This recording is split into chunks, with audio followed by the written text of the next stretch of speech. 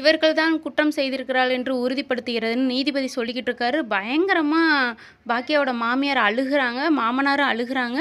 பாக்கியாவுடைய கோபி வந்து பயங்கரமாக ஷாக் ஆகுறாங்க. ஏன்னா அம்மாவுக்கு வந்து தீர்ப்பு இந்த மாதிரி வந்துருச்சே, குற்றவாளி உறுதியாயிடுச்சேன்ட்டு வேதனையில் பார்த்துட்ருக்கிறாரு. எந்த ஸ்டெப்புமே ஆனால் எடுக்கலை. திடீர்னு பார்த்தா பாக்கியா உள்ள என்ட்ரி ஆகி வக்கீல் சார்கிட்ட வந்து பேசுகிறாங்க.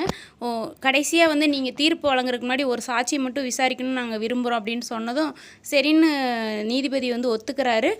பழனிசாமியும் பாக்கியாவும் போய் மயுவை கூட்டிகிட்டு வராங்க. காரில் கூட்டிகிட்டு வந்து உள்ளே என்ட்ரி கொடுக்குறாங்க.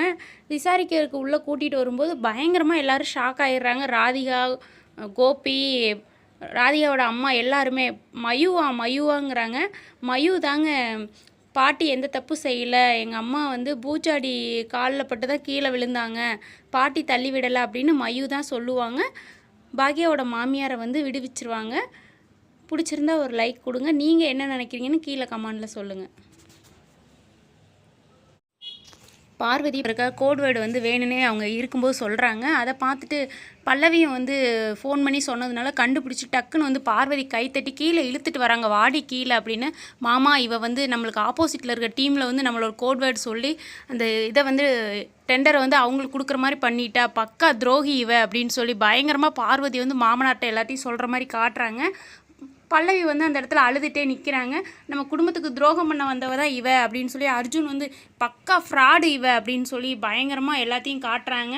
ஏன்னா கோட்வேர்டு அந்த டெண்டர் எடுக்க விஷயத்தை எல்லாத்தையும் போட்டு உடச்சதெல்லாம் பல்லவி தான் அப்படின்னு. இதை கண்ணன் வந்து வியப்பாக பார்த்துக்கிட்டே இருக்கிறாரு. எதுவுமே பேசாமல் பல்லவி தான் பயங்கரமாக டென்ஷனில் அழுகிறாங்க. என்னடா கண்டுபிடிச்சிட்டாங்களே அப்படின்னு. அர்ஜுன் அரைகிறதுக்கே போகிறாரு. பக்கா ஃப்ராடாக அந்த வீட்டில் வந்து நீ மாட்டியிருக்கிற அப்படின்னு.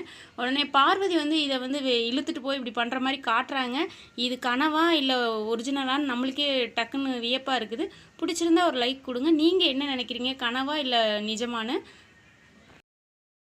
கார்த்திக் வந்து நான் ஒரு ஆட் எடுக்க போகிறேன், அதுக்கு நீங்கள் தான் நடிக்கணும் பொன்னி, அதுக்கு நீங்கள் தான் கரெக்டாக இருப்பீங்க அப்படின்னு கிச்சனில் போய் சொல்கிறாரு.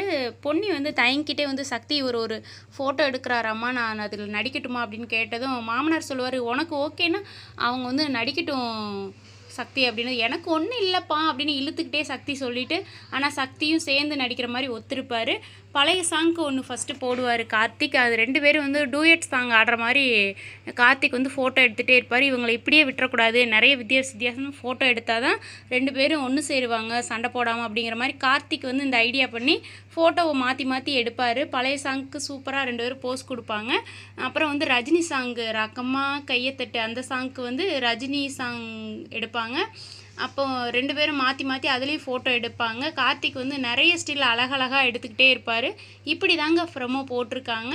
லாஸ்ட்டாக வந்து ரேவதியும் கமலும் சாங் இருக்கிற மாதிரி போட்டிருப்பாங்க. இதுவும் பார்க்குறதுக்கு ரொம்ப அழகாக இருக்கும். இந்த பாட்டு என்ன பாட்டுன்னு கீழே கமெண்டில் சொல்லுங்கள். பிடிச்சிருந்தா ஒரு லைக் கொடுங்க. படம் வந்து தேவர் மகன். எலக்ட்ரிஷியன் வந்து சொல்கிறாரு, யாரும் வந்து இதில் கை வச்சிடக்கூடாது, ஷாக் அடிக்கும் அப்படின்ட்டு போகிறாரு. உடனே காவேரி இன்றைக்கி இருக்குடி உனக்கு அப்படின்னு சொல்லி தண்ணி வரலன்னு கிச்சனில் வந்து வேலைக்காரம்மா வந்து சொல்லுவாங்க காவேரி கிட்டே. நான் போய் போட்டு விட்றேன் அப்படின்னதும் வேகமாக போய் ராகினி வந்து அதை நிப்பாட்டி வச்சுட்டு ஷாக்கடிக்கட்டும், இவ வந்து தொட்டா காவேரி வந்து இன்றைக்கி ஷாக்கடிச்சு செத்து போயிடுவா அப்படிங்கிற மாதிரி ராகினி பின்னாடியே வருவாங்க. காவேரி வேகமாக போய் பின்னாடி ரூமில் போய் மோட்ரு போடுறதுக்கு போவாங்க. போய் தொட போவையில் டக்குன்னு வந்து தாத்தா கூப்பிட்ருவார், காவேரி அப்படின்னு. என்னங்க தாத்தா அப்படின்னதும், என்னம்மா அந்த பக்கம் அப்படின்னதும், இல்லைங்க தாத்தா மோட்ரு தண்ணி வரல அதனால் போட வந்திருக்கேன் அப்படின்னதும், நான் போட்டு விட்றேம்மா நீ போமா அப்படின்னு சொன்னதும், சரிங்க தாத்தா அப்படின்ட்டு காவேரி கிளம்பிடுவாங்க அந்த இடத்த விட்டு. தாத்தா தான் வேகமாக அதை போய் போட போவார். காவேரி அப்படின்ட்டு கீழே விழுந்துருவார். ஷாக் அடிச்சிடும் தாத்தாவுக்கு. இதை பார்த்துட்டு ராகினியும் பயங்கரமாக டென்ஷன் ஆயிடுவாங்க. காவேரி தாத்தா தாத்தான்னு ரொம்ப அழுக ஆரம்பிச்சிருவாங்க. பாட்டியெல்லாம் ஓடி வருவாங்க. தாத்தாவுக்கு வந்து ஷாக் அடிச்சிருச்சு. பிடிச்சிருந்தா ஒரு லைக் கொடுங்க. நீங்கள் என்ன நினைக்கிறீங்க கீழே கமெண்டில் சொல்லுங்கள். இப்படி தாங்க ப்ரமோ போட்டிருக்கிறாங்க. தாத்தா வந்து கீழே விழுந்ததுனால சோகமாக போகுது மகாநதி. நம்ம சேனலை சப்ஸ்கிரைப் பண்ண அனைவருக்கும் மிக்க நன்றிங்க. இப்போ பார்த்துட்ருக்கவங்களும் பிடிச்சிருந்தா சப்ஸ்கிரைப் கொடுங்க.